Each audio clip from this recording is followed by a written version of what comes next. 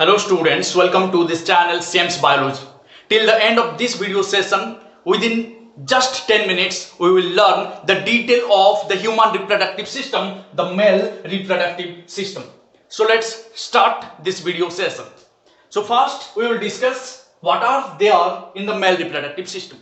First, different glands, and among all the glands, the most important is the testis, then the seminal vesicle,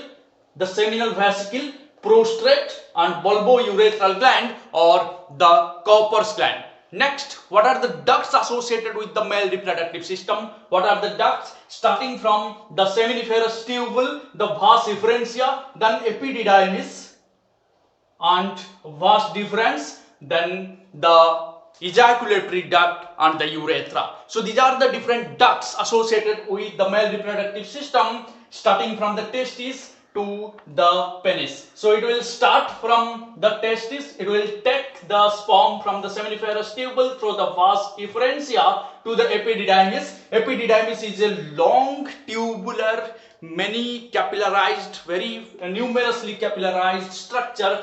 Tubules are present here and it is the longest part. It is present behind the testis, covering the testis in the posterior part throughout the length of it. It is the longest part, so it is divided into three different parts: caput, corpus and cauda. What are they? Caput means head region of epididymis, then the middle part is corpus, and finally the tail part or the last part is the caudal epididymis. Okay, so this is the important duct, and after epididymis they unite to form the vas deferens, which enters to the abdominal cavity and makes the ejaculatory duct, and then finally it makes the ejaculatory duct here and it leads to the last part of the duct system, that is the urethra. Okay, so these are the different ducts, and the third part is the supporting structures like the spermatic cord. This is the cord through which numerous structures come out of the abdominal cavity to the scrotal sac where the testis is located. As we know, the testis is located outside the abdominal cavity in a pouch-like structure that we call the scrotum. Why it is located outside? Although it is vulnerable to injury,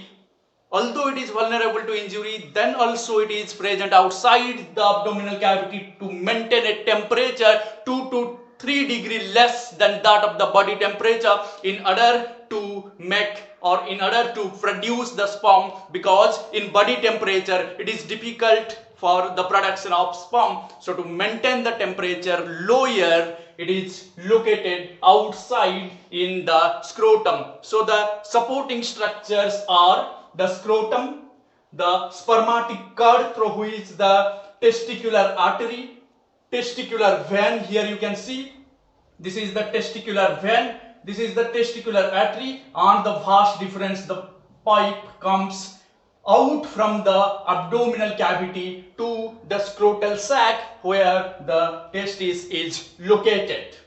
Okay, so these are the different supporting structure: the spermatic cord, the scrotal sac, and the external genital organ or the penis. These are the supporting structure of the male reproductive system. So first, let's start from the testis. I make it more detailed in this diagram. So you can see here the testis, which is divided into many testicular lobes. In a single testis, there are 250 lobules present, and which are separated by the septum, and in each lobule there are seminiferous tubule 1 to 4 numerous tubular structure that we call the seminiferous tubule, where the sperm is formed, and inside the seminiferous tubule in the gap there are some interstitial cells that we call the Leydig cells, which secretes the sex hormone, the testosterone. Okay, so the production of viable sperms, viable means is able to fertilize the ovum to produce the zygote. So the functional sperms are formed, or the viable sperms are formed in the seminiferous tubules, the ducts present, the tubules present in the testis, in each lobes or the lobules. Okay, so the the testis is made up of many numerous seminiferous tubules which unite to form the rate testis, and the rate testis again unites to form the vas efferentia, and these are the vas efferentia, these are the pipes through which the sperm goes from the seminiferous tubule to the epididymis. And remember, epididymis is the tubular structure in which the sperm gets maturity and becomes mobile. Okay, and the Sertoli cells helps in nourishing the sperms to make it more active, motile and viable. And when the ejaculation takes place during sexual intercourse, the sperm comes out from the testis, it goes through the epididymis to the vas deferens. The caudal epididymis is wider and they unite to form a single tubular structure that we call the vas deferens, and this vas deferens takes the sperm away to the abdominal cavity. Through this vas deferens, you can see here, through this vas deferens the sperm comes out to and unites together to form the ejaculatory duct, which is only 2 centimeter or around 1 inch in length.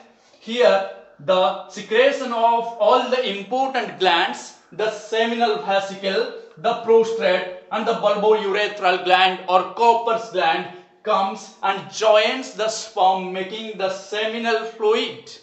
Okay, so the seminal vesicle is the most important gland. Now we will discuss in detail about the seminal vesicle. The seminal vesicle is the part which secretes the most of the semen, that is 70% of the volume of semen is from the seminal vesicle. Okay, and the seminal vesicle, the fluid contains fructose, important, very important. It contains the fructose which gives energy to the sperm. It secretes protein. The secretion have protein which helps in the coagulation of semen when it comes out of the body.